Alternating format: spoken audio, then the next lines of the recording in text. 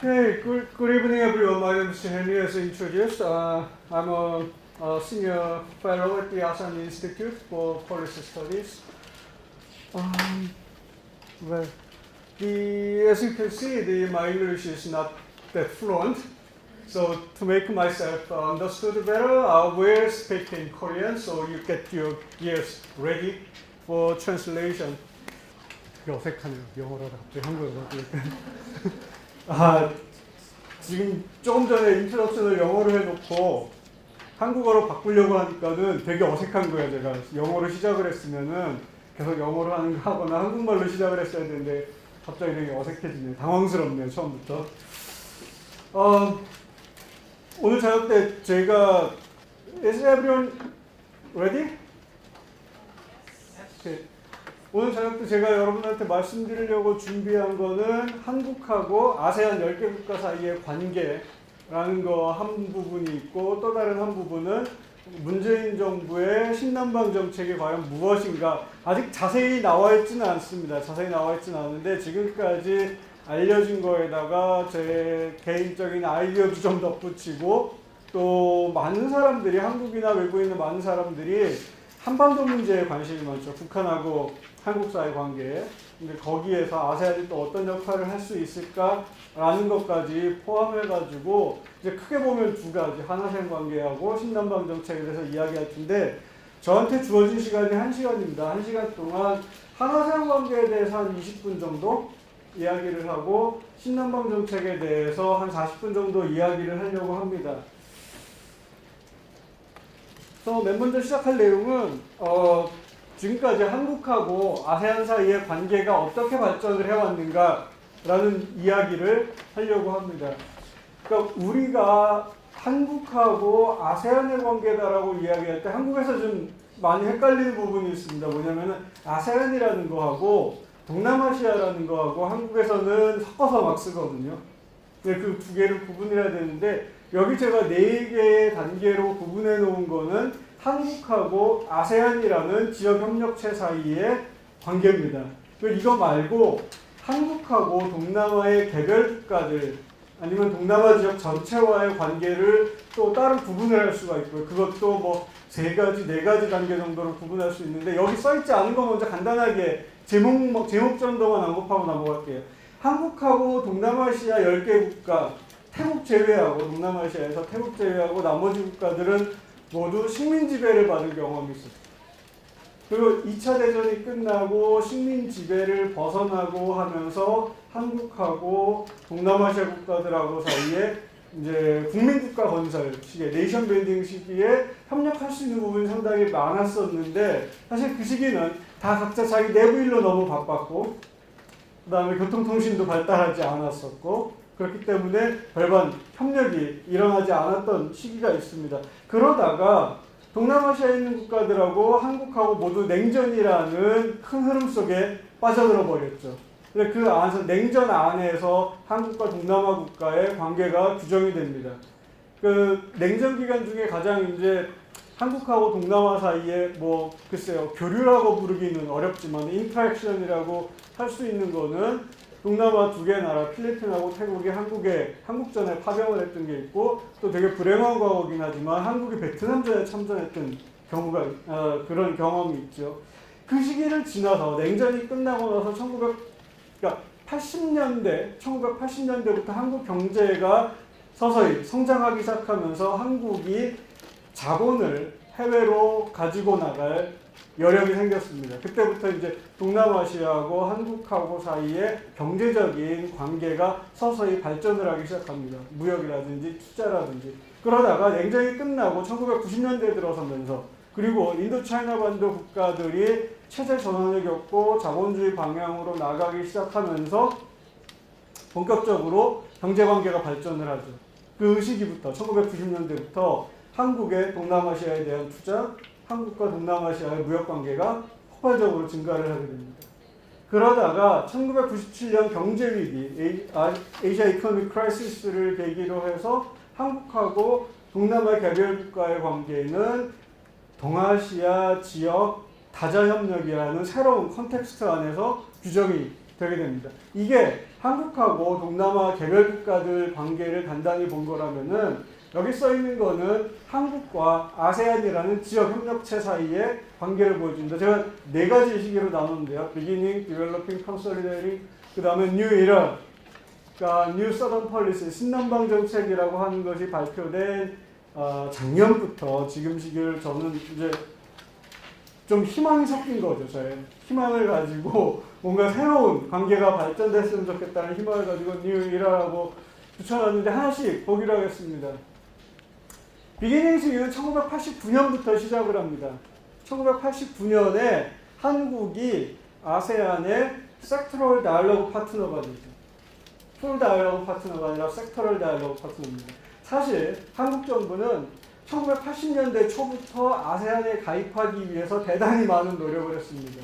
한국 그 외교 사료들을 보면은 1980년대 초반부터 정부에서 동남아시아 지역에 나가 있는 엠버시들에 보낸 그 오더가 있습니다. 인스트럭션이 있는데 거기서 어떻게 해서든지 한국이 아세안에 가입을 할 수는 없으니까 한국과 아세안의 어떤 관계를 맺는, 다시 말해서 한국이 아세안의 다이얼로그 파트너가 되는 것을 추진해라라는 인스트럭션이 계속 나갑니다. 근데 그게 1989년에나 이루어집니다. 그러니까 1980년대 초부터 1989년까지 아세안은 한국을 다이얼로그 파트너로 받아들이고 싶은 생각이 없었어요. 왜 그랬냐면은 당시에 아세안이 다이얼로그 파트너로 맺고 있던 나라들은 대부분 디벨롭드 컨트리입니다.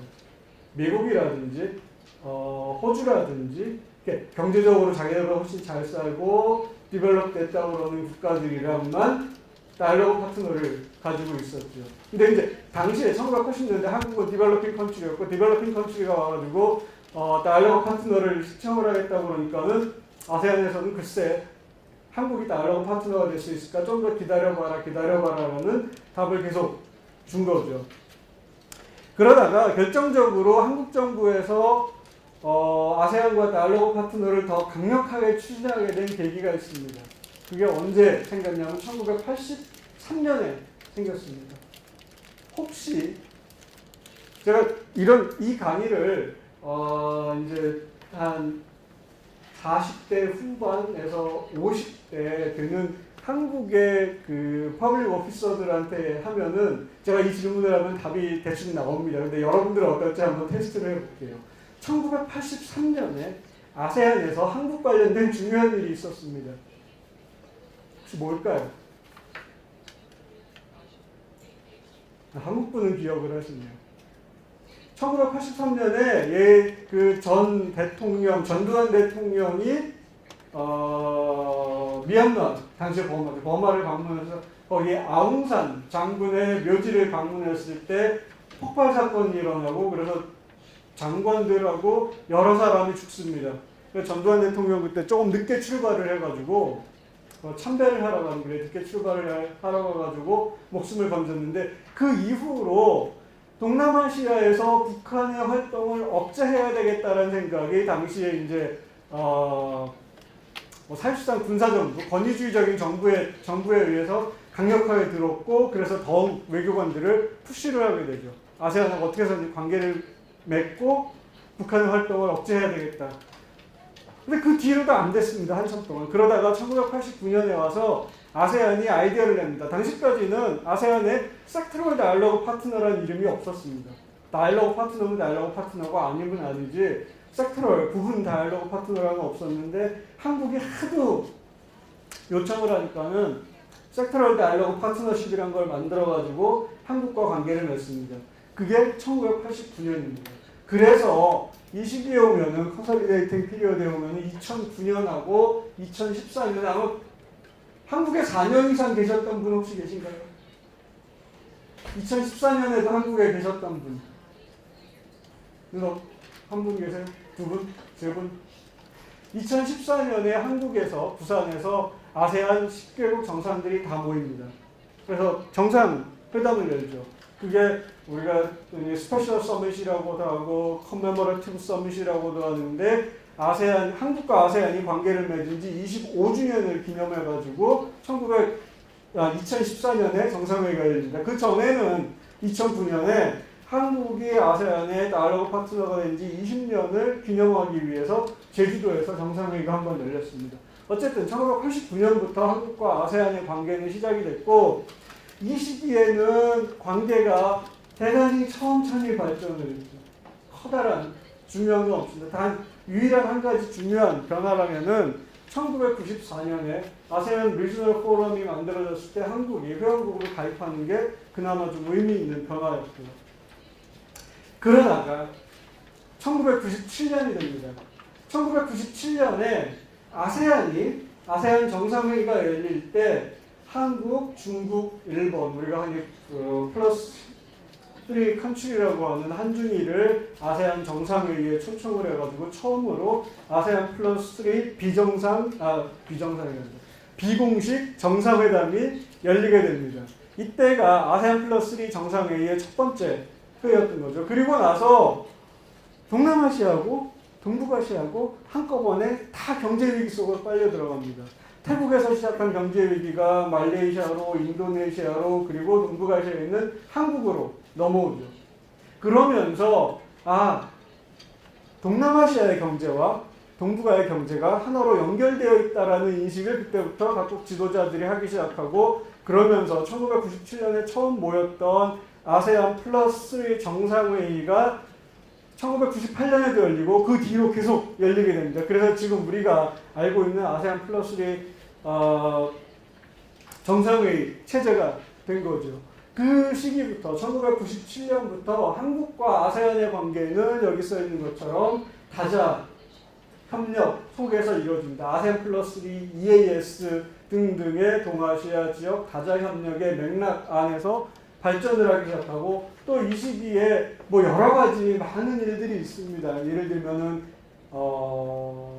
아시는 분들은 아시겠지만은 아세안 코리아 센터 쪽이 어디죠? 광화문에 가면은 있는데 프레스 센터에 그런 것들 만들기 위한 MOU도 사인되고 많은 발전들이 있었는데 그 중에 좀 눈에 언급을 해야 될 만한 거는 한아세안 간의 FTA가 이 시기에 사인됐습니다. 그리고 나서 2009년부터 2016년까지 2009년을 굳이 기점으로 잡은 거는 아까 말씀드린 것처럼 한아세안 정상회의가 특별 정상회의가 첫 번째 열린 게 2009년이고 그때부터 시작해가지고 한국과 아세안은 스트래티직 파트너십을 맺게 됩니다. 흔히 우리가 그렇게 교과서에 규정되어 있는 건 아니지만 밀리터리 얼라이언스가 가장 높은 수준의 국가관계라고 하고 그 밑에 물론 앞에 여러 가지 형용사가 붙을 수 있는데 그 밑에 단계를 스트래티직 파트너십이라고 이야기를 합니다. 그래서 이 시기에 스트래티직 파트너십이 생겼고 요 마지막 뉴 이라라고 하는 시기는 이따가 신남방정체가 이야기할 때 다시 이야기할 거기 때문에 지금은 언급을 안 하고 넘어가겠습니다. 그러면 지금 한국과 아세안 사이의 관계가 어디쯤에 서 있는가? 그러니까 여러분들한테 이거를 뭐 한국과 아세안의 관계가 엄청나게 좋습니다. 내지는 지난 몇 년간 거의 30년 됐죠. 내년에 30주년을 기념해서 세 번째 한아세안 특별정상회의가 열릴 거라고 기대하고 있고 아마 추진 중에 있는 걸로 알고 있습니다. 근데 지난 30년 동안 한국과 아세안의 관계가 아니면은 냉전이 끝난 시점부터 시작해서 그 이후 한국과 아세안의 관계가 얼마큼 발전했고 지금 어디 서 있는가를 몇 가지 그냥 간단한 인디케이터를 통해서 보여드리려고 합니다. 첫 번째는 바이래터럴 트레이드. 1990년에 이렇게 되면 얼마죠? 100억 불이죠. 100억 불이었던 양자 무역관계가 2017년 통계로는 얼마인가요? 더하보면은 제가 더하기 해서 1,480억 불, 1,500억 불 정도 됐네요. 500억 불 되는 정도까지 늘어났습니다. 엄청나게 빠른 속도로 증가를 한 거죠.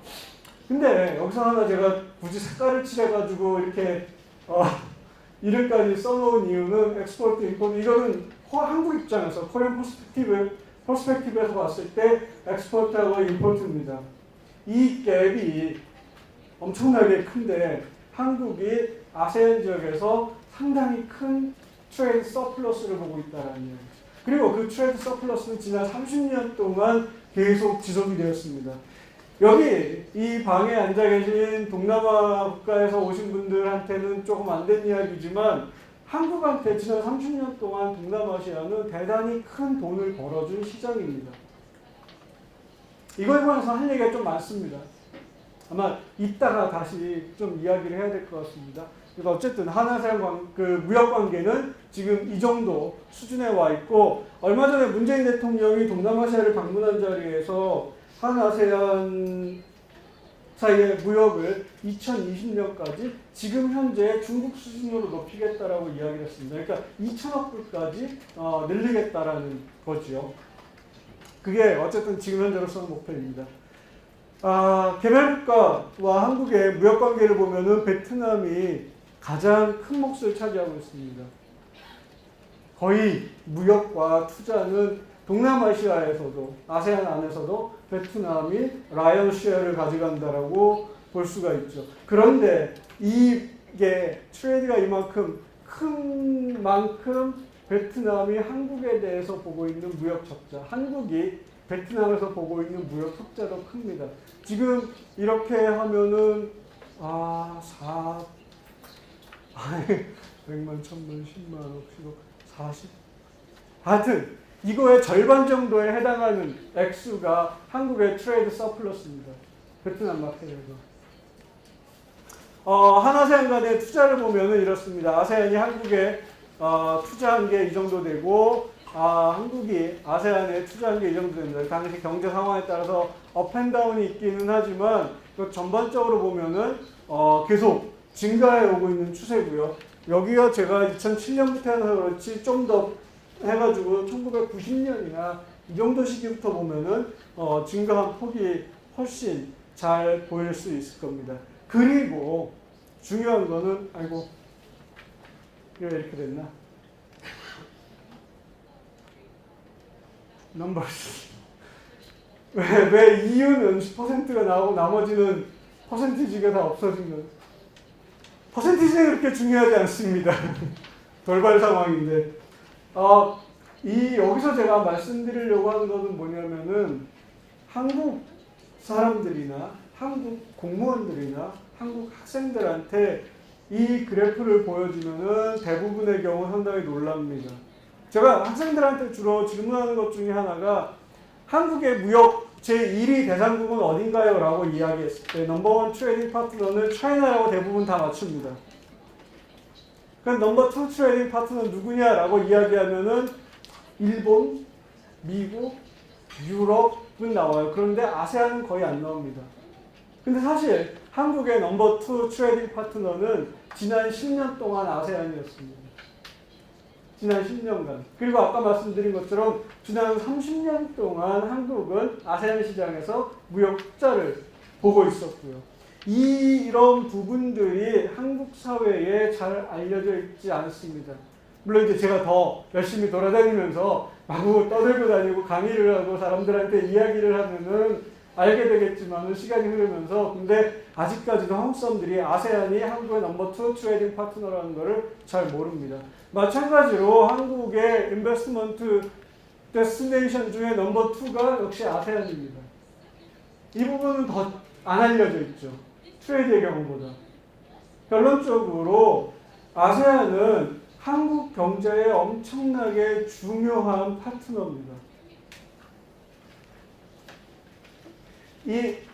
서해문화 부분으로 넘어가기 전에 잠시만 다시 여기 아까 하려던 이야기를 좀 해야겠습니다. 뭐냐면은 이 무역 흑자라는 부분에 대해서 좀 해야 될 이야기가 있는데, 사실은 한국이 동남아시아에서 무역 흑자를 보고 있다는 것은 되게 이기적으로 생각을 할 때 한국 사람들한테는 좋은 이야기예요. 그런데 다른 한편으로 보면은 한국이 동남아시아 개도국 숫자가 많은 동남아시아 시장에서 계속 무역 흑자를 보고 있다는 게 그렇게 지속 가능한 파트너십인가, 맞는 이야기인가라고 의문을 제기하는 경우가 많습니다. 그리고 한때 한국이 일본에다가 우리가 일본에서 무역 적자를 되게 오랫동안 봐왔거든요. 일본에다가 무역 불균형을 시정해달라고 일본 정부에 되게 오랫동안 요구를 했어요. 그런데 지금 동남아시아 국가들도 한국 정부에다 무역 불균형을 시정해달라는 똑같은 이야기를 합니다. 몇몇 특히 국가들에서. 정부 입장에서는, 한국 정부 입장에서는 뭐라고 이야기를 하냐면 사실 그 말이 어느 정도는 맞는 이야기고, 이 트레이드 서플러스의 대부분을 가져가는 거는 누구냐면은 한국 정부가 아니라 한국의 기업들입니다. 이건 프라이빗 섹터와 마켓 포스에 의해서 이런 결과가 나오는 거지, 한국 정부가 동남아시아 국가들을 익스플로이트하기 위해서 의도적으로 노력한 결과는 아니거든요.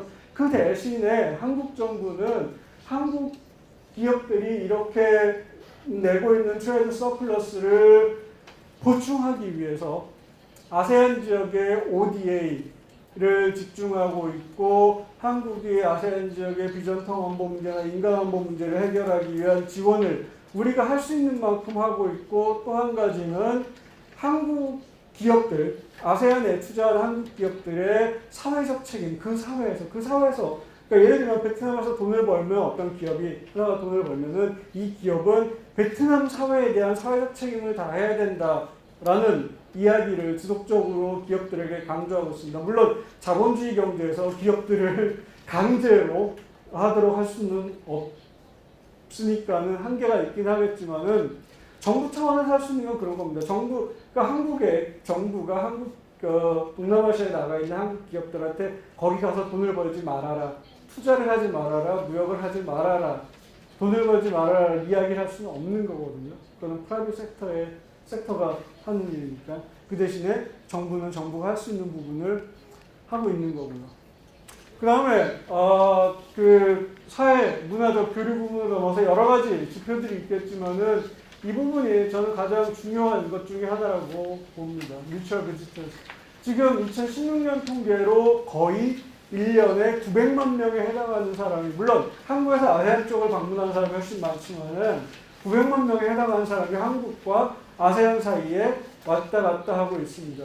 뭐 1, 2년 안에 곧 1000만 명을 넘을 걸로 예상이 됩니다. 그리고 뭐 한류라든지 아니면은 뭐 다양한 이유 때문에 한국으로 들어오는, 유입되는, 한국 정부가 장학금을 주는 부분도 있고, 유입되는 학생들 숫자도 꾸준하게 지속적으로 증가를 하고 있습니다. 그리고 한아세안 관계에서 마지막으로 볼 부분은 이 부분이죠. 한국의 아세안에 대한 ODA.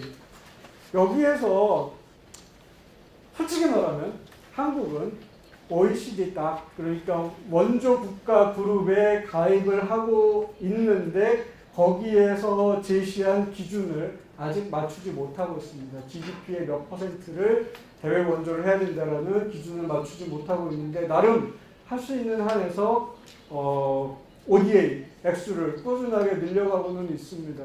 근데 제가 여기서 여러분들한테 말씀드리려고 하는 거는 절대적인 액수가 아니라 상대적인 비율입니다. 이 막대 그래프들이 보여주는 것이 한국이 전 세계에 공유하는 ODA 중에서 아세안 국가들이 가져가는 ODA의 비율입니다.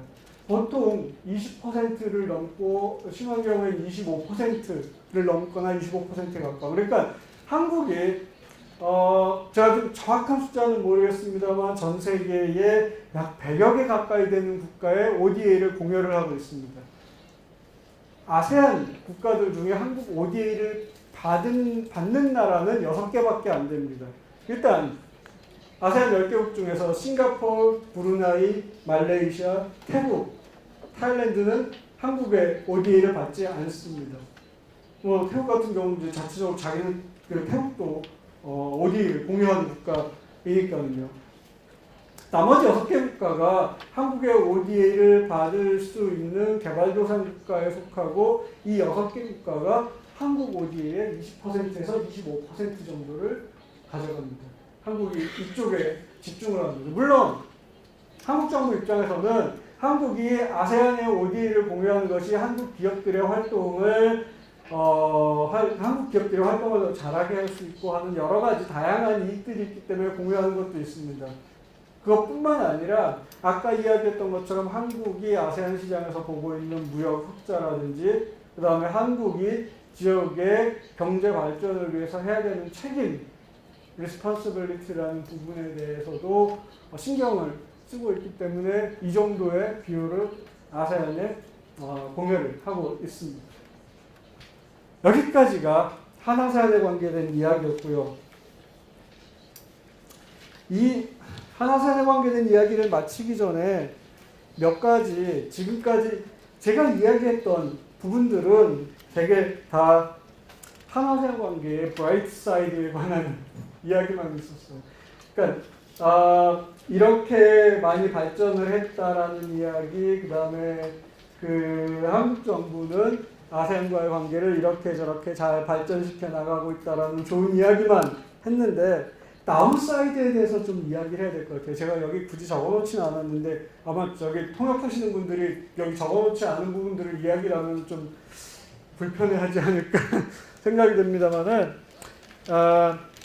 첫 번째 다운사이드는 임밸런스입니다. 불균형. 한국과 아세안 사이. 아까 무역에서 봤던 불균형이 있죠. 한국이 일방적으로 무역 흑자를 보는 불균형. 그게 한 가지 있고요. 거기에 대해서 어느 정도 이제 변명을 했습니다, 제가. 두 번째 불균형은 문화적인 불균형입니다. 너무 잘 아시겠지만은 한국의 문화가, 그러니까 대중문화도 그렇고 전통문화도 그렇고 온갖 종류의 문화가 동남아에서 소비되는 것보다 동남아의 문화가 한국 안으로 들어오는, 유입되는 게 훨씬 작습니다. 이것도 어떻게 보면은 문화의 흐름이라는 거를 정부가 인위적으로 조정을 할 수 있을까? 국가가 인위적으로 조정을 할 수 있을까? 그런 질문도 들긴 하지만 어쨌든지 가장 바람직한 거는 한국의 문화가 동남아시아에 알려지는 것만큼, 한국의 문화가 동남아시아에서 소비되는 것만큼 동남아시아의 문화도 한국에서 소비가 되는 게 바람직할 것 같아요. 제 생각에는. 그러니까 한국 사회가 상당히 폐쇄적인 사회고 지금 뭐 다문화다 이래서 조금씩 열리고 있기는 하지만은 이런 동남아 문화가 한국으로 좀 더 빨리 들어오고 더 많이 들어온다면은 한국이 다문화 사회로 가는데 훨씬 큰 도움이 되지 않을까라는 생각도 들고요. 그 두 번째는 한아세안 관계를 이야기할 때 우리가 흔히 세 분야로 나눕니다. 경제관계, 사회문화관계, 그 다음에 그러니까 협력을 할 때 경제협력, 사회문화협력, 그리고 정치안보협력을 이야기를 합니다. 아니면 뭐 전략적인 협력, 스트래티직 코어퍼레이션이 될 수도 있고 이렇게 세 가지로 나누는데 보시면 제가 여기 한국과 아세안의 관계에 대해서 지표를 아까 보여드리겠습니다. 그래프 해놓은 거에 경제관계도 있고 사회관계도 있는데 정치안보협력에 관한 부분은 빠져 있습니다. 왜? 할 얘기가 별로 없거든요. 물론 그래프로 보여줄 수 있는 정치안보협력이라는 게 그래프로 보여줄 수 있는 부분이 별로 없는 건 맞지만 그럼에도 불구하고 할 이야기가 별로 없습니다.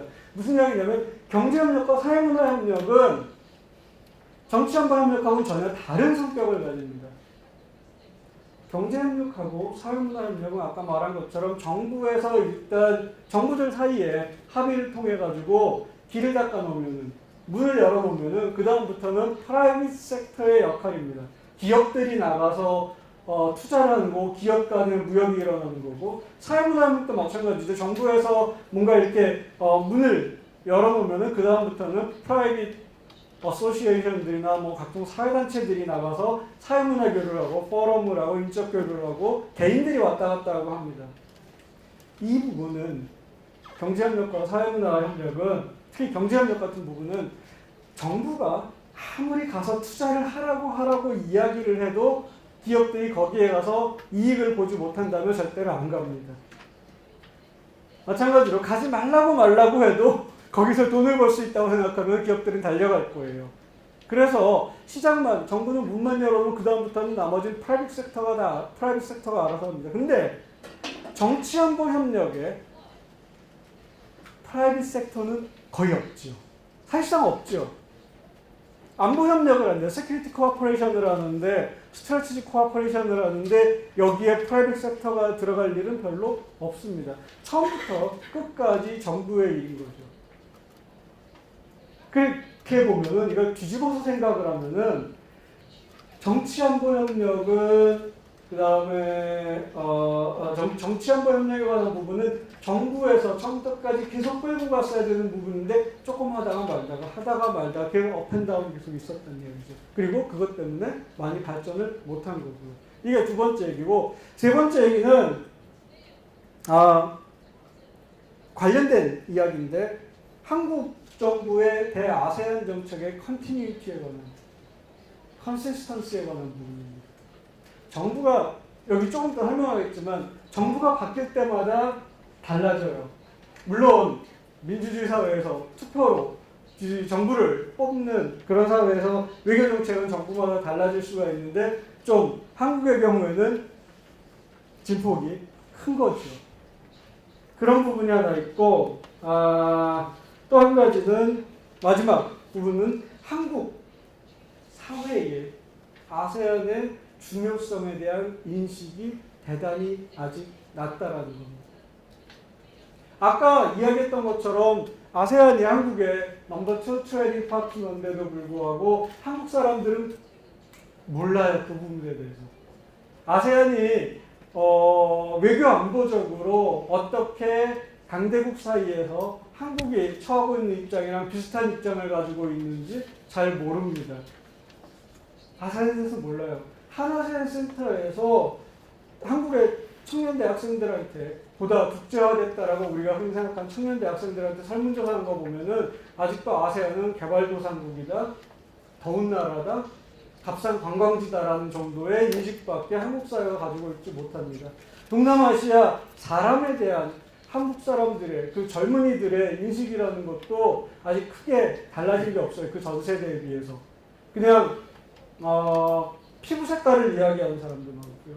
그 다음에 결혼 이주민들 이야기하는 사람, 이주 노동자, 그 사람 한국 젊은이들한테 떠오르는 동남아시아인, 동남아시아라는 지역의 이미지가 아직도 그 정도입니다.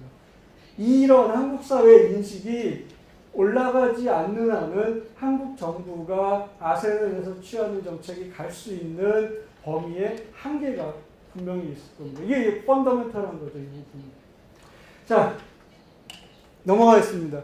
이게 지금 최근에 한국 정부들이 아세안 방면에 대해서 또는 아시아에 대해서 취해왔던, 아니면 지역에 대해서 취해왔던 정책들을 간단히 요약한 겁니다. 김대중 정부는 1997년, 8년 아시아 경제 위기와 함께 시작이 됐습니다. 그래서 김대중 정부의 넘버원 프라이어리티는 이코노믹 크라이시스를 어떻게 극복할 것인가 였었고, 아까 제가 얘기했던 동남아시아와 동북아시아의 경제가 분리된 게 아니라 하나로 연결되어 있다라는 말을 한 사람은 김대중 대통령이었습니다. 그래서 아세안 플러스 3라든지 이스트에시아 서밋은 나중에 나온 거지만 아세안 플러스 3라는 지역 협력을 발전시키는데 초기에 한국이 김대중 대통령이 나름 큰 역할을 했습니다. 여러 가지 제안들을 했고, 그리고 이 시기에 김대중 대통령은 뭐 개인적인 친분 관계도 있고 그래가지고 아세안에 대해 상당히 많은 관심을 가지고 있었습니다. 근데 이게 이제 제대로 된 첫 아세안과의 만남이었고 크게 발전을 하지 못했죠. 그런데 그 다음에 보시면은 노무현 정부, 이명박 정부, 박근혜 정부로 오면서 한국의 경제력은 계속 성장할 겁니다. 글로벌 무대에서 한국의 비저빌리티랑 그 다음에 한국의 지위 같은 것들은 더 높아질 거예요. 그런데 한국의 외교 정책은, 특히 지역에 관련된 외교 정책은 축소지향으로 바뀝니다. 점점 좁아집니다. 더 넓어져도 모자랄 판인데 점점 더 좁아진다는 거죠. 노무현 정부에 와서 한국의 지역 정책은 동북아로 좁아집니다. 한반도 문제로 좁아지는 거죠. 한국이 동북아에서 허브 국가가 되겠다는, 동아시아, 동남아와 동북아를 포함한 동아시아에서 허브 국가도 아니고 동북아에서 허브 국가가 되겠다는 방향으로 좁아집니다.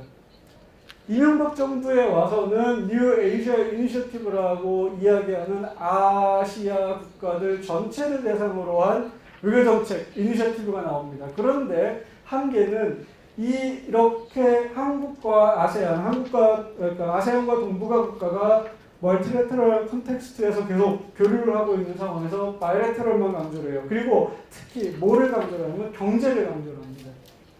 다른 말로 하면은 대단히 머켄틀리스트 어프로치였다라는 거죠. 한국이 저 나라들과 관계를 맺고 어떻게 그 나라로부터 더 많은 돈을 벌 수 있을 것인가에 주로 관심을 가졌던 외교정책입니다.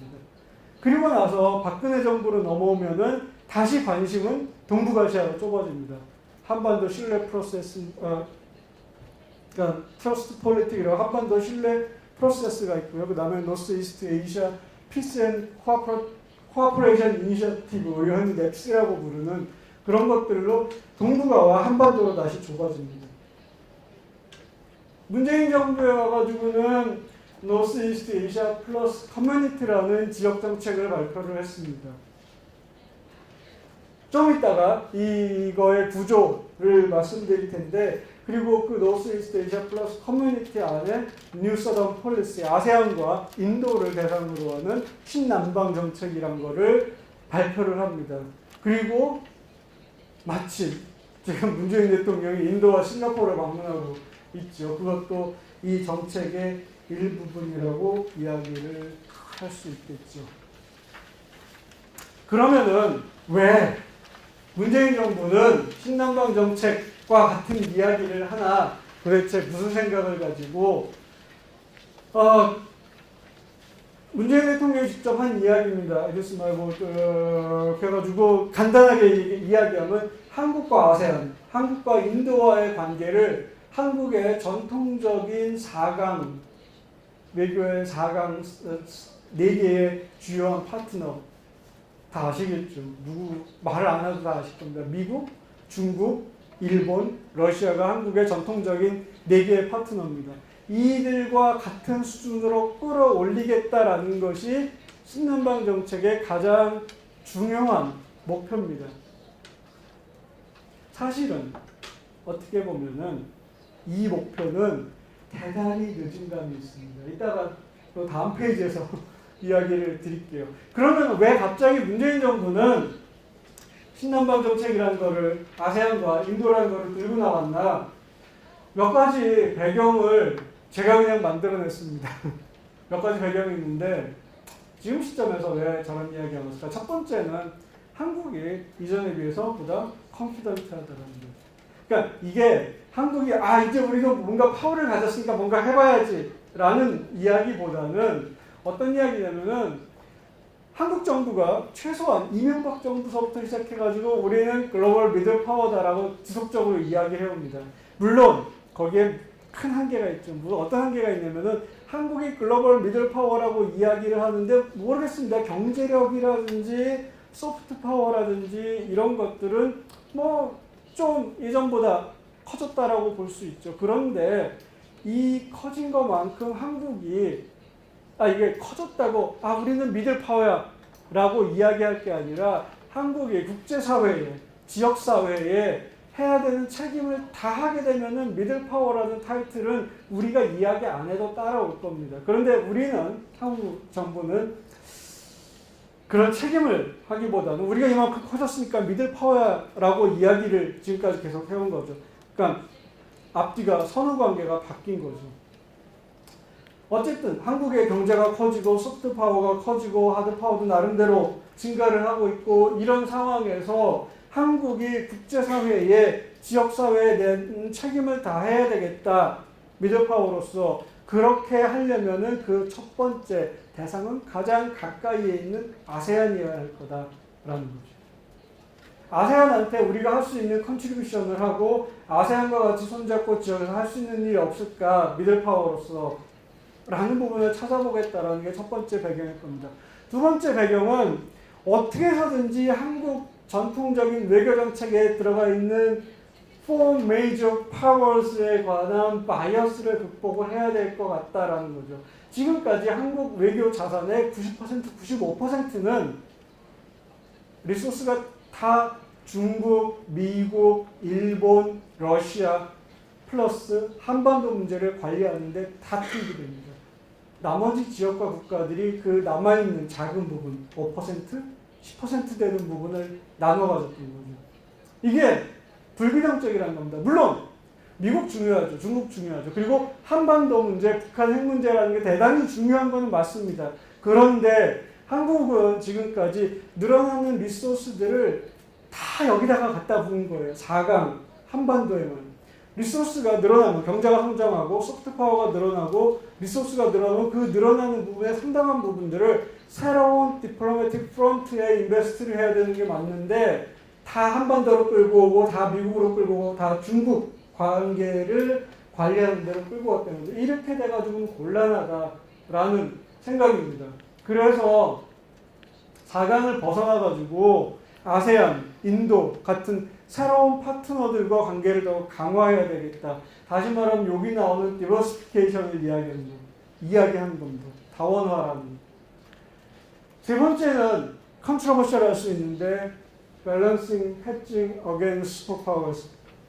자, 여기 강의실 안에 미국 분도 있을 수 있고 중국 분도 있을 수 있습니다. 그런데 한국이라는 국가 입장에서 또 제가 생각하기에 많은 지역의 Small and Medium Powers의 퍼스펙티브에서는 미국과 중국 사이에 벌어지고 있는 경쟁이라는 것이 그렇게 편하지는 않습니다. 그러니까 지역의 Small and Medium Powers는 미중간에 벌어지고 있는 전략 경쟁 하에서 전략적 스트레스를 겪을 수가 있는 거죠. 왜? 너무 잘 아시죠? 한국 사회를 아시는 분들은 아마 이해할 겁니다. 우리가 미국 쪽으로 가야 되냐 중국 쪽으로 가야 되는 논쟁이 끊임없이 한국 사회에 되풀이되고 있고요. 외교적으로 이걸 어떻게 해야 될까? 우리가 이렇게 움직이면 중국이, 우리가 이렇게 움직이면 미국이 이런 눈치를 계속 보게 되거든요.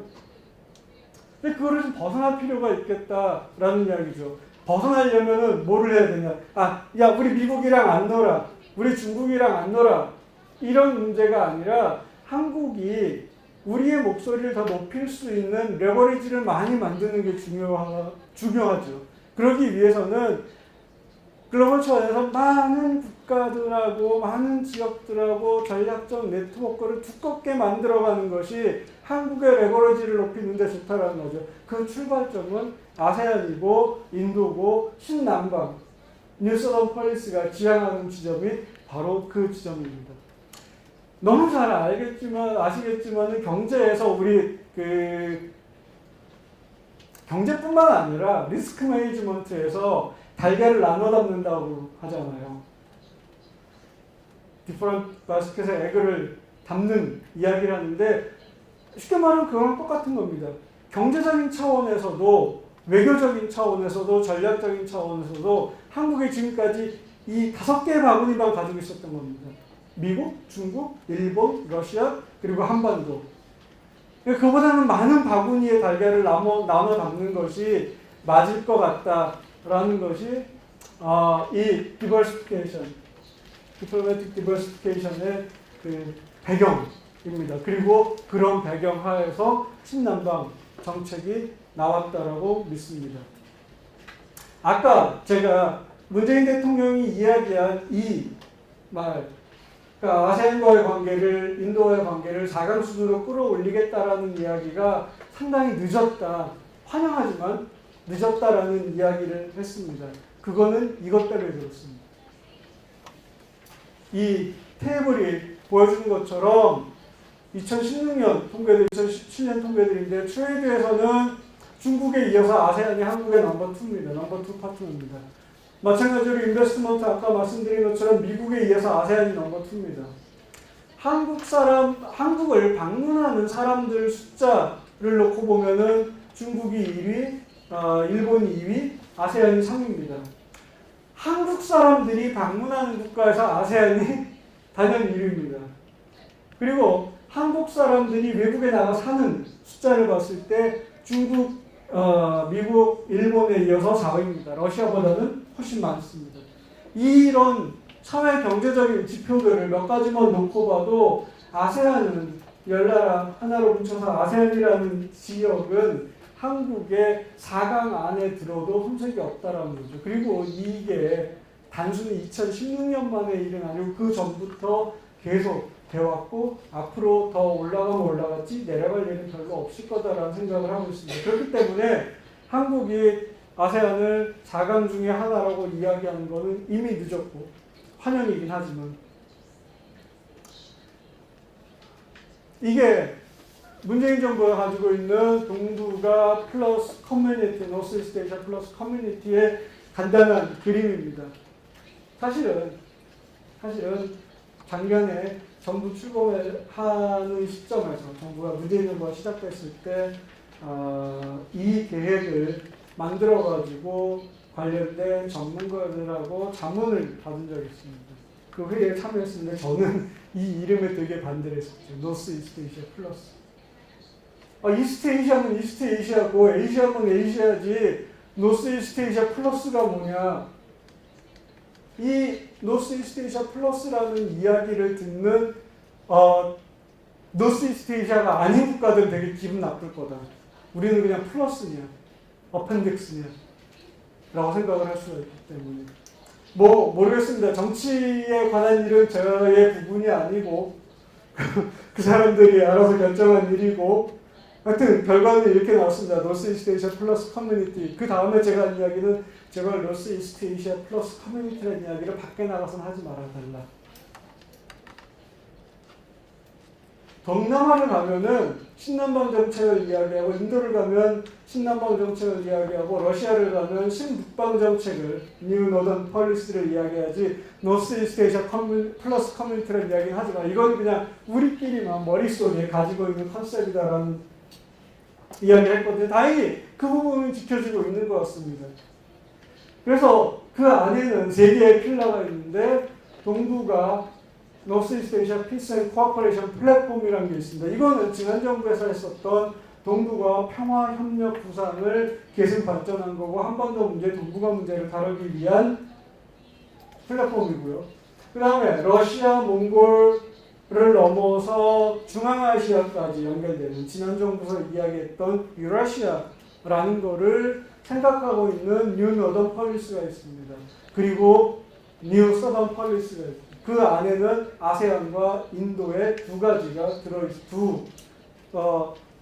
서브 필라가 들어있습니다. 그리고 아세안에 대해서는 특별히 한아세안 미래지향 커뮤니티 이니셔티브라는 대단히 긴 이름을 가진 아세안 코리아 퓨처 오리엔티드 커뮤니티 이니셔티브라는 대단히 긴 이름을 가진 아세안에 관한 정책이 있습니다.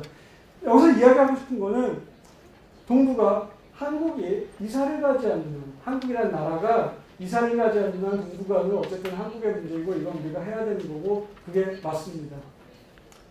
뉴 노던 폴리시 북방에 관한 정책은 러시아, 중국의 동북 3선 노스 이스트 에이시아 스테이츠에 관한 것들, 유라시아에 관한 것들은 지난 20년이 넘는 기간, 냉전이 끝나자마자 시작된 정책인데 아직까지 커다란 발전을 못 봤습니다. 경제적으로. 진정하게 디플로매틱 디버시피케이션을 위한 필라들은 아세안과 인디아라는 이야기죠. 신남방 정책이 외교 다변화의 핵심 내용이다라는 이야기입니다. 이거는 시간 관계상 조금 생략을 하고 넘어가겠습니다. 주어진 시간은 1시간을 맞추려면 그냥 이건 왜 아세안이 이렇게 중요한가, 아세안의 중요성에 대해서 이야기하는 거. 첫 번째는 아세안이 공동체로 하나의 공동체로 거듭나고 있다는 이야기를 하는 거고, 두 번째로는 이제 아세안의 시장이 가진 메리트, 아세안 이코노믹 커뮤니티를 만들었을 때 중국, 인도에 이은 세 번째로 큰 아시아에서 세계에서 7번째로 큰 시장으로 새로 태어난다는 이야기고요. 그 다음에 또 한 가지는 이건 간단히 한번 말씀드릴게요. 지금 중국의 벨트 앤 로드 이니셔티브라는 게 있고 다들 아실 겁니다. 그리고 새로 부상하는 개념으로 인도 퍼시픽 스트래티지 내지는 인도 퍼시픽 이니셔티브라는 게 있습니다. 이 두 개가 만나는 지점 내지는 충돌하는 지점이 동남아시아라는 거죠. 그래서 전략적인 부분에서도 동남아시아는 대단히 중요하다. 아세안 지역은. 그러니까 인도퍼시픽이 이런 정도의 컨셉을 생각을 하고 있고 벨트앤로드 이니셔티브가 이렇게 하고 있을 때 이 벨트앤로드 이니셔티브의 메리타임 실크로드하고 해양에 메리타임에 초점을 두고 있는 인도퍼시픽이 만나는 지점이 동남아시아라는 이야기입니다. 전략적인 중요성은 시간이 갈수록 점점 더 높아집니다. 그래서 신남방 정책이 도대체 뭐를 하는 것이냐라고 이야기를 했을 때 제 생각에는 제가 지금 여기다 적어놓은 것보다 조금 더 구체적인 내용이 정부에서 한 일주일 내지는 2주일 안에 발표될 거라고 예상을 하고 있습니다. 근데 그 전까지는 정부보다 제가 앞서 나가는 거는 좀 곤란하겠죠. 물론 앞서 나갈 수 있는 아이디어라는 부분도 있는데 정부의 이야기는 지금 여기까지 와 있습니다. 신남방 정책은 3P라는 프린시플 하에서 진행이 됩니다. 3P라는 이야기를 많이 들어보셨을 겁니다. 아마 신남방 정책에 조금 관심 있는 분들은 People, Prosperity, Peace라는 세 가지 프린시플을 가지고 진행이 된다라는 이야기를 합니다. 첫 번째 People은 문재인 대통령이 국내 정치에서도 대단히 중요하게 생각하는 부분이고 아세안에 대해서 보내는 메시지는 뭐냐면 한국과 아세안의 협력이라는 거는 사람, 일반 오디너리 시티즌을 가장 상위에 놓고 생각을 하는 협력을 만들어야 되겠다. 그 구체적인 내용 좀 더 이따 나올 겁니다. 정부부터. 근데 어쨌든 원칙이라는 부분에서 사람을 최상에 놓고 이야기를 해야 된다라는 이야기고 그거를 이야기할 때 people은 대문자 P로 쓸 수가 있습니다. 그리고 만약에 소문자 P로 쓰면 아마 이런 이야기를 할 수 있을 것 같아요. Social Cultural, People to People Exchange